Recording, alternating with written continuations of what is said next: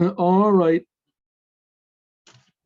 my friends and class, let's learn what happened right before the sea split and the Jews started to sing. So it says the Jewish people, they went into the sea on the dry land. And the water for them was a wall on the right side and on the left side.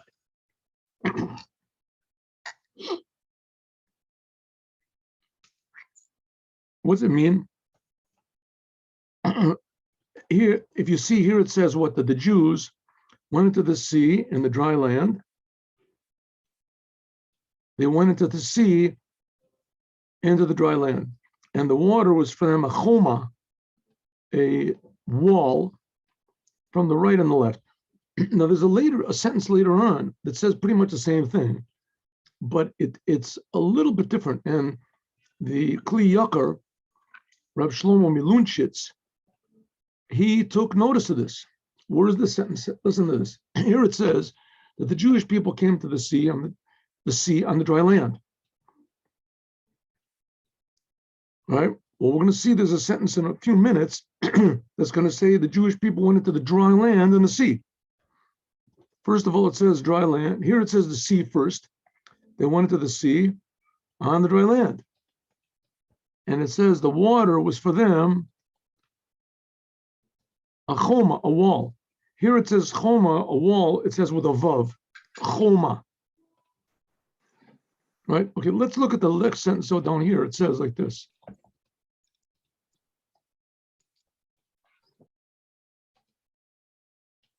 It says like this.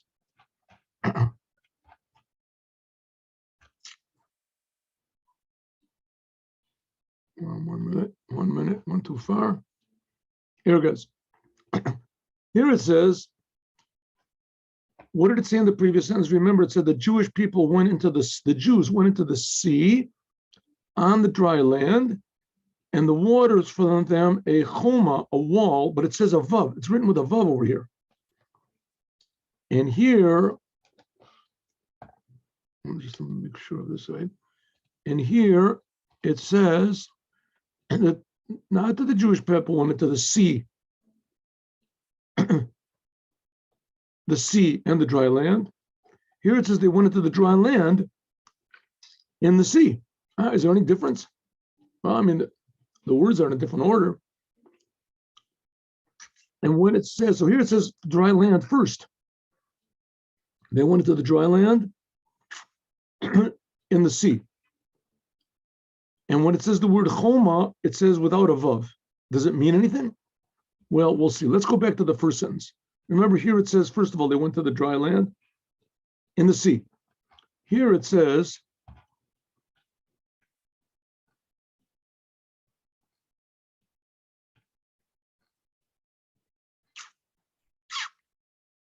the Jewish people went into the sea and the dry land. And also here, when it says choma, it has a vav in there. So the Kli Ykar says like this. Here it says, first of all, they went to the sea before they went into the dry land. Later on, a sentence that I just showed you, it says the opposite. It says that the Jewish people went on the dry land and the sea. Also here, it says, I mean, both of the sentences, one of the sentences are extra. You don't have to have both of them. Over here, it says that the water was for them a choma with a letter vav in it. And later on, when it says choma, it says missing a vav. Okay, there's a midrash that says in the midrash Yalkut Shimoni, and it says Masikit concludes, Shehu lashon af avachema. Choma without a vav can also mean anger. Chema, anger is also chema. Lefi shoya Yisrael, because the Jewish people, they were under severe judgment. If God was wondering if He should save them or He should drown them together with the Egyptians, and these were the best of them, right? These were the Jews that they didn't want to stay in Egypt. But nevertheless, they came out of Egypt only for selfish reasons. And of course, in the end, these were the Jews that made a lot of trouble also, because they were the ones that wanted to go back all the time. Okay, now we can understand what's going on. There were two types of Jews that came out. in addition to the converts that they always made trouble, but the two types of Jews, some of them were tzaddikim. They really believed in God and they trusted God with all their being. And then some of them had no faith, very little faith in God. Like it was, remember, there was a similar story when the Mabul was, when God made a flood. It says that Noah went in, but God had to force others to go into the ark because of the waters. When they saw the waters, then they wanted to go in. So the good ones of Israel, they went first of all into the sea, and then they went into the sea, and it says the sea went up to their noses. And then after that, the sea split and they saw the dry land. Right? First of all, they went into the sea, even though they didn't see any dry land. But nevertheless, they believed in God. So then these Jews, it said, that's what this sentence is referring to. First, they went into the sea, and then after that, they saw the dry land. And now the water for them was a choma with a vav in it. That means a wall to protect them. But the lower Jews, the Jews that really didn't seriously want to leave Egypt, right? They didn't want to go. They just didn't want to stay there. They didn't know what was going on. So they left. They didn't really believe in God. So first of all, they waited for the sea to split. They sort of held back. When the sea split and they saw the dry land, then they went into the dry land. They didn't really believe in God. So they didn't go into the water until they saw that the sea had split and they could see the dry land there. And then they could go across. So these Jews, they made God mad. So therefore, it doesn't say choma with a vav. It says chema. It's without a vav. So you can read it, punctuate it with an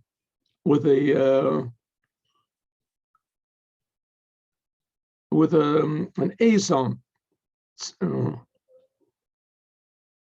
Not a tsiri. That's right, tsiri with a tsiri. That's a two dots. Means an a.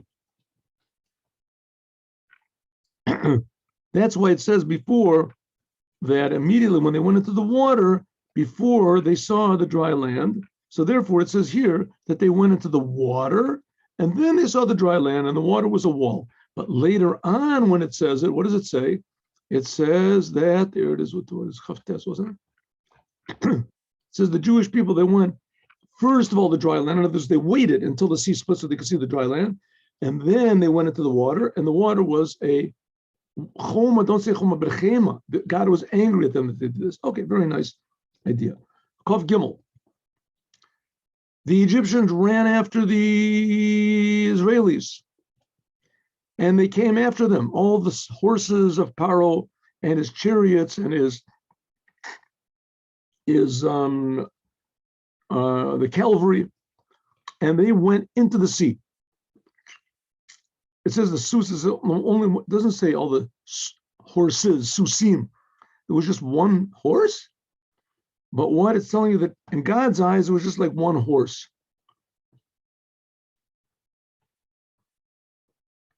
And it was Ashmot Boker. Rashi explains this means right before morning. And God looked on the camp of Egypt with a pillar, and he went with a pillar of fire and water. Vayam et Machan Mitzrayim, and he confused them, the Egyptians. The Rashi explains what is Yashmot Boker means right before the morning rose up, and God came with fire and a cloud.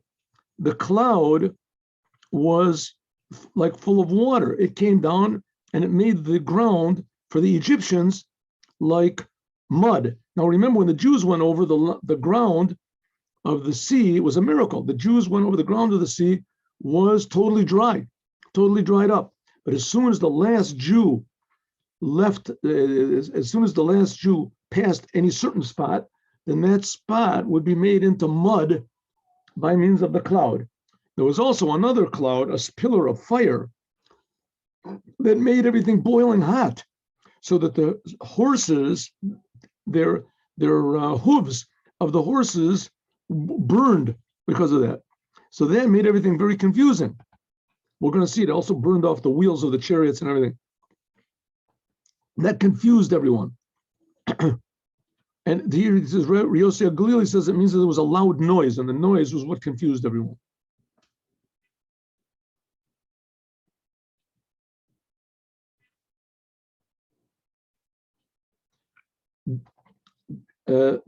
God removed the wheels of the chariots, and they were dragged very heavily. Rashi says, what happened over here? From the fire. The fire burned off not only the hooves of the horses, but also the wheels of the chariots. And it was dragged. And therefore, the people that were sitting on the chariots, they were thrown around, and their joints became dislocated. And it says, God and the Egyptians said, let us flee before the Egyptians. Let's flee before the Israelis, before the Jewish people, because God is fighting for them against us. He's fighting. God is doing the battle. The Egyptians, it says, either God is fighting against Mitzrayim, against the whole Egyptian nation, or some people say Mitzrayim. God is fighting in the land of Israel. In the land of Egypt, God was also fighting, just like the soldiers of Paro were getting smit on the sea. God also, there was the similar tragedies were occurring to the Egyptians, which remained back in Egypt. In other words, they got 10 plagues, and this is going to be another one, right? The same thing that was happening to the soldiers, that the feet were burning and etc., was happening to them also in Egypt. Baal HaTurim says, what does it mean that the wagons became heavy? Because this is a repayment for what the taskmasters of the Egyptians said, Tichbar avodah, let the work of Paro also said, let's make the work heavy on the Jews, we'll make it even worse. So God said to Moshe, stick out your hand on the sea, and the water will come back on the Egyptians, on their chariots and on their horsemen. The water will come back. Here he says, the HaChaim says like this. What he asked the question, HaChaim, why did Moses have to lift up his hand? I mean, the whole reason that the sea split, it was a big miracle, so the Jews would go over. So when the Jews got out of the sea, and we're going to see later on, which we talked about this before, in fact, the Jews did not cross over the sea to the other side. They went down the sea, they made a left turn, and they came out, they made a left turn, they made a U-turn, so they came out on the same side that they went in. The whole trick was in order to kill the Egyptians. And the Rebbe says it was also not because of that. Also, because God could have just killed the Egyptians in their sleep. He could have done it any way he wanted to. He just could have stopped creating them. Or stopped their heartbeat and whatever God wanted to. But this was to show them that God is the boss, and also to reveal godliness to the Jewish people. Like it said, all the water split, all the heavens split. This heavens split. The Jewish simplest Jew, the simplest maidservant, saw visions that even the highest of the prophets didn't see. Because when it says the waters split, it doesn't say the river split. It says that all the water, even the heavens is shamayim, is heaven, that even the heavens split so that everyone could see the creator of the heavens and earth. They all could see what was going. In any case, he says, so why did Moses, the whole thing was the Jews should go through. And as soon as the Jews went through, so there's no reason to continue this miracle. Says the reason is, that's what the question he asks. The HaChaim says that it could, without the miracle, it could be that maybe the water in the river would come back little by little. In other words, maybe as soon as the first Jew got out of the water, so the water would start coming back from from the last Jew to leave. Not the further. As soon as the last Jew got out of the water, so there's no reason for it. So it could be that at that point, when the last Jew got out, so the water would start to come back little by little. And it would give the Egyptians a chance that they could run out. They could run away. Therefore, God said to Moses to tell this, to wake up the sun, the sea, by sticking out his hand, and it should go back to its original power immediately. And that's what it says, V'yashav le'itano, that the water went back, we'll see this later, to its original power. And that's what God wanted the river to do from the beginning of creation. We'll talk about this in a moment. Another is like this, that this hints that the sea had to do its work. It's so that no one would be able to leave the sea. And it shouldn't allow them in any way to escape, to go back from the sea. So therefore, those people, let's say for instance, the Egyptians that were right at they were the last ones to go into the sea, right? So all the Egyptians went in, and it was the last soldiers to go into the sea. Well, it could be when they went into the sea, they could see, they heard this big noise, they could figure it was going out. So they were only into the dry land of the sea, or the mud, just a couple feet. So they could run away. And therefore, God said to the sea, don't let anybody escape. That's what it means the water went back.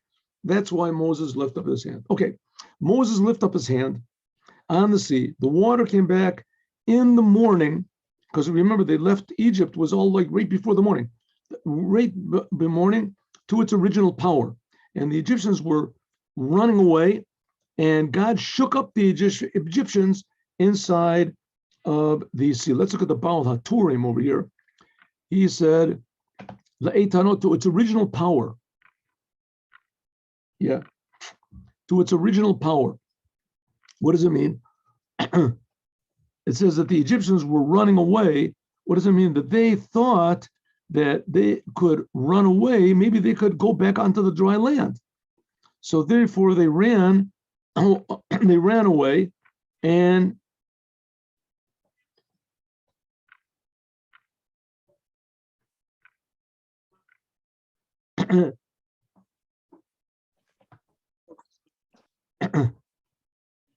it said that Moses knew exactly when the time was that when the sea was going to go back.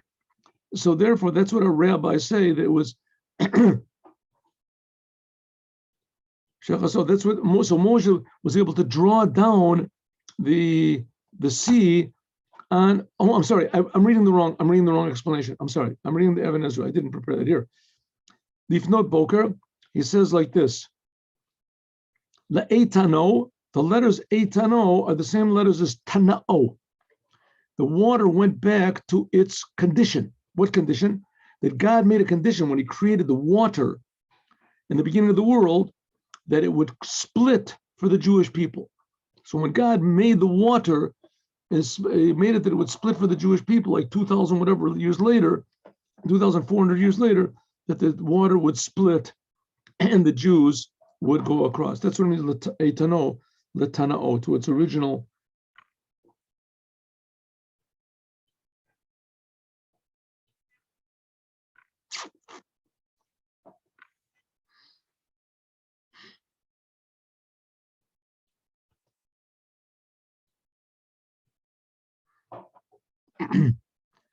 The HaChaim says, why did God have to shake up the Egyptians? It says because the Egyptians, they were people and they knew how to swim in the sea.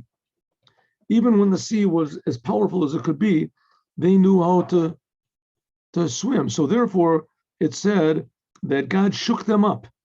He shook them up and he took away their power so that they weren't able to swim at all. And the rabbi said that the Egyptians were all dead. What does it mean the Egyptians were dead? This is the guardian angel of the Egyptians. Said that it became physical, and the water ruled over also this angel of Egypt. The water came back and it covered over the rechev, the chariots and the horsemen and all of the soldiers of Paro that came after him into the sea, and there was not even one of them that remained. There is a midrash that says that Paro did remain and that he escaped afterwards and he became the king, of Nineveh.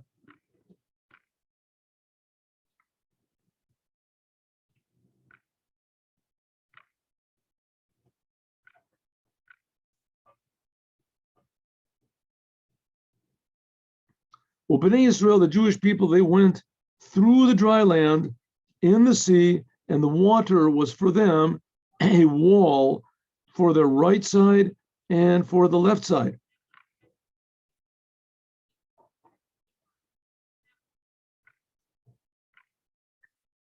It says, while the Egyptians, the Sepharno, while the Egyptians were drowning in the sea, it said that the sea didn't go back to its its power on the side where the Jews were. So, according to what the Sepharno says, is that the water did not wait for all the Jews to get out. As soon as the last Egyptian went into the sea, so the water started to drown them. That's what he says. However, it is, God saved the Jews on that day from the hands of Egypt. Vayah Yisrael Mitzrayim, and the Jews saw the Egyptians dead on the Sfat Hayam, on the edges of the sea. Shapalt Hayam, that the sea spit them out. I mean, why didn't they drown? It takes a while for bodies to be spit out. Not only that, it says they went in, they were all armed, it says that Pharaoh told them to take jewelry. They were going to make an ornament themselves because they were going to make a big party. They were going to finally take revenge on the Jews. So it says that they all drowned and that the sea spit them all out on the other side, on the side of the sea where the Jewish people came out, or where the Jews came out. Why did they do this? So that the Jews wouldn't say that just like we come up on this side, so maybe the Egyptians, they're on another side, far away from us, right? They're way down there. Because like we said, that they didn't really cross over the sea. They just went through the middle of the sea a few miles and they came out on the same side that they went in. Maybe so that the Jews wouldn't be afraid. And they say, listen, maybe the Egyptians, they held back, or maybe they escaped, or maybe they somehow or other got out, and that they're still gonna run after us.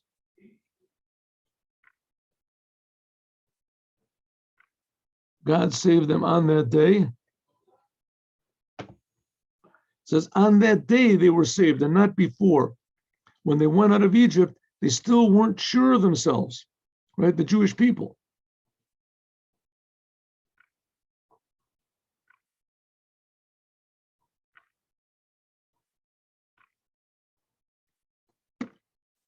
Sophronos says something similar. It says, on that day, God saved the Jews. When Jews saw the people that wanted to kill them dead, and that wanted to enslave them, they were dead. So now the Jews knew for the first time that they were totally free. Because until they were dead, the Jewish people, they were just like slaves running away from their master. And now the master was dead. They weren't running away from anybody. The Jews saw this powerful hand that God made in the Egyptians, and the people feared God, and they believed in God, and they believed in Moshe, his servant. Rashi says they saw this hand, this great hand of God, Yad Gadol, the hand of God. What does that mean, the hand of God? They saw all the tremendous power that the hand of God made, and therefore they believed in Moshe. The people feared God, and they believed in Moshe. It says the HaChaim that beforehand the Jews had a fear of God from fear. They feared God of punishment. They definitely had that. And like it says, it's proved in other places. But now it says, I'm sorry.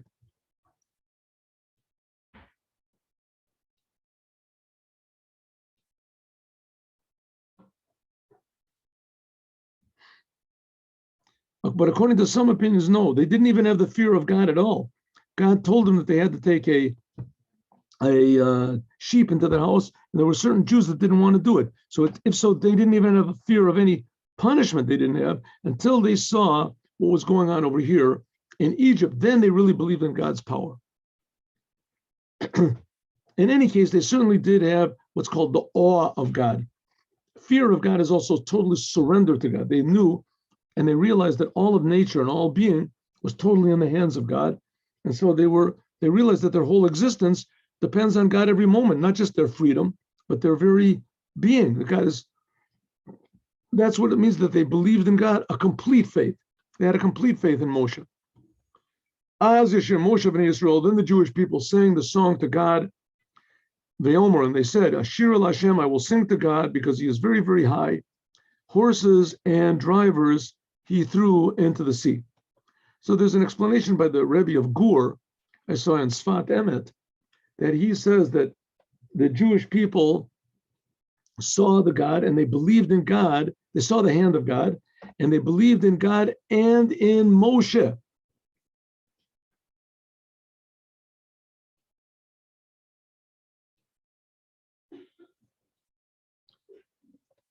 Says the Moshe was the leader of the generation.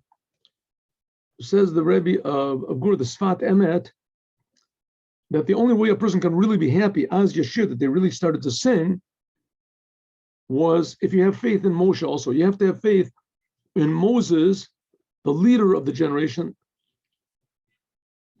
together with God. Because if you have faith only in God, then you can pretty much think that you can interpret God however you want to. But if you have faith in God and in Moses, then you realize that Moses is the spokesman and that you have to do whatever he says. That's what he says. The Baal HaTurim says, it comes to tell you that anyone who disagrees with his rabbi, his teacher, he's like disagreeing with God. You have to believe in the words of the HaChaim, of the wise men. If you believe in the words of the wise men in the Talmud and the other explanations, it's just as though you're believing in God. As it says, Az Yashir Moshe, then it doesn't say Moses sang, but it means they will sing. So let's go down here, see if we can get this over here. There's the Kli Ykar.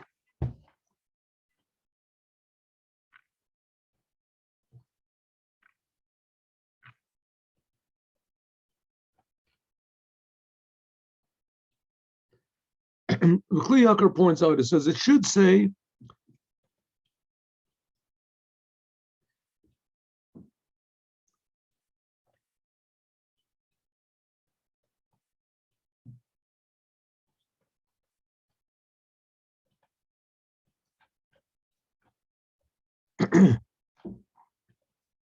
what does it mean, Hashira Hazot? What is it? He asked a little bit different question. Why should it say, as then will sing Moses and the Jewish people this song? Just say, then Moses and the Jewish people sang to God. All these three words, Es Hashir Hazot L'Hashem, is extra. So he says what it means is, I say that there's a hint, what it says, that the rabbis say that the simplest maidservant saw on the sea what even the greatest prophets, Yechezkel, did not see. And in Yechezkel, remember we learned in the Haftorah, he saw these visions of godliness, and he enlivened, brought thousands of people back to life, 20,000 people with the dry bones. That's why it says Ashira Hazot. Why it has to say, then they sang this song, feminine, Shira Hazot. It means that the song of the women, because even the women sang the song together. It says that they sang it separately, but the women also sang this song also, this amazing thing, that even the women could see this tremendous high revelation, which was higher than any of the prophets, except for Moses. So that's what it says. Also, the rabbis say something else. It says, then the Jewish people sang, Moses and the Jewish people sang this song, feminine song, right, fam? But if you look at the word, the grammar, it doesn't say sang. Then they will sing, Moses and the Jewish people. What do you mean they will sing? And when they crossed over the sea, they sang. Says the rabbi, Shar lo ne'amar. It doesn't say that the Jewish people sang, but Yashir, that they will sing. From here, we know the raising of the dead is from the Torah. Moses and the Jewish people will sing this song again. When are they going to sing it again? When the dead raise up, because obviously, when are they going to sing? Moses already died. We don't see in his lifetime he sang the song, and nobody else sang, and also the Jews also not. Mind you, what does this got to do with the raising of the dead? But because it says that the world to come, there won't be any more differences. The physical world won't be so important. So there won't be males and females. So that at the sea, that's why in the sea, that the simple woman, simple maidservant, she could see a great vision, which was similar like the future. Like it says in the Cave of Savav Geber, it says the women will be higher than the men. That's why it says Shir Azu, Shir Lahava in the future. Come to tell you that all of them will be praising God. All of them will say in the future that this is our Cain, this is God, Ze Elokeinu. Here we'll see the next sentence. It says, Ze Keli Vanveu, this is my God, and I will praise him. So this says they pointed with their finger. It says that even one place it says that even the babies in the womb of the mothers sang together, that everyone saw pure godliness. And that's what happened at this Yam Suf, when God split the sea. Also, it says that God was mad, and when they went over the sea and they were singing this praise to God, and God said, that my handiwork is drowning, and there's all these Egyptians are drowning, and you're singing songs? What type of a thing is that? So on one hand, it's true, God does not like to destroy his creations. On the other hand, these Egyptians were evil. What were they running up to the Jews? What did the Jews do to them? The Jews worked hard labor, backbreaking labor. Who knows how many babies Paro had killed, Jewish babies, and they made the people work so hard, and they didn't pay them anything. So the Jews were just getting a small fraction of what the Egyptians owed them. So the Egyptians were just cruel, evil people. So why would God be sad and mad that the Jewish people were singing? So it says, because that's what it says, that my handiwork is drowning in the sea and you're singing songs. So there's the explanation from a person called the Shlosh, Shnei Luchot Brit, Rabbi Yeshaya Horovitz. And he says, no, what God was saying is, you waited for the Egyptians to be drowning, then you started to be happy. You should have been happy the first second I took you out of Egypt and I said you're leaving, right? Why weren't you happy there? Because you really didn't believe. You didn't believe that it was going to happen. When were you only happy? You were only happy when you saw clearly, without any doubt, that there were no Egyptians. All of a sudden, the light went on. I see that God's promise is being kept. And God got mad. Why didn't you believe in me before? Why didn't you sing songs as soon as I told you you're going to get out? You didn't think I was serious?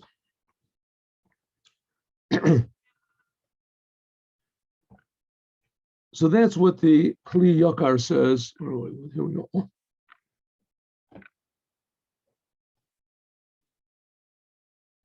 So that's what it means. Everyone will point to God. The tzaddikim will point with their fingers.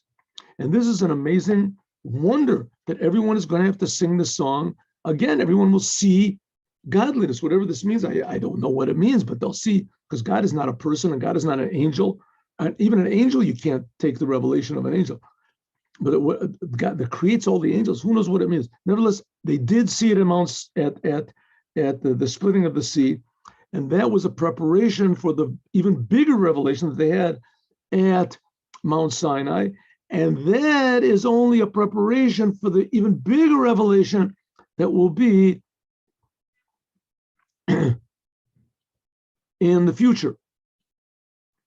And therefore it says that in that time, the prophecy will be to men, to women, to simple people, to everyone will be equal. Everyone will see God. That's why it says Go'ah, by singing to God that he's very high up. What does it mean, high up? It means that God is spiritual. High means that he's above the spiritual. That he even cares about the physical world and actually did all these amazing miracles only for the Jewish people, to take them out of Egypt and to show the whole entire world that God is the creator and the master and the ruler and the provider, and that God has a personality. He cares and he gets things done in the physical world. as we're going to learn, God willing, tomorrow. In this Torah portion, we're going to see, I don't know how much time we're going to spend tomorrow on this song, because the song is very beautiful. There's no doubt about it. But there's also two other interesting things, and that is, first of all, the manna fell. The manna, that was a big thing. The manna fell for them in the desert. And the Jewish people sort of complained about it. And then there's the thing about the bitter waters, and that everyone came to Moses and said, Moses, they requested Moses. They prayed to God, it didn't work. They went to Moses, said, Moses, you pray to God, and maybe work, and God told them what to do. And then finally, in the end, is the war with Amalek. So we're going to try to get as much as that done in the next 2 days as possible. Meanwhile, have a good day with Mashiach. Now, tonight is going to be the 10th day of Shvat. 10th day of Shvat. It is a special day in Chabad. We talked about this, and really for the whole world. The previous Lubavitcher Rebbe, who is the Messiah, he passed away on this day in 1950. And his successor, who was also the Messiah, who was also the Mashiach, he took over 1 year later exactly. So this is a very big day, really, for Chabad and for Judaism, for the whole entire world, that this is the day when the redemption really went into a whole different higher gear. So it has to happen any instant now. We'll talk about this more, God willing, tomorrow. Have a good day with Mashiach. Now, hope to see you all, God willing, tomorrow at 8:15 in the morning. Please be on time. Rabbi Bolton, how you doing?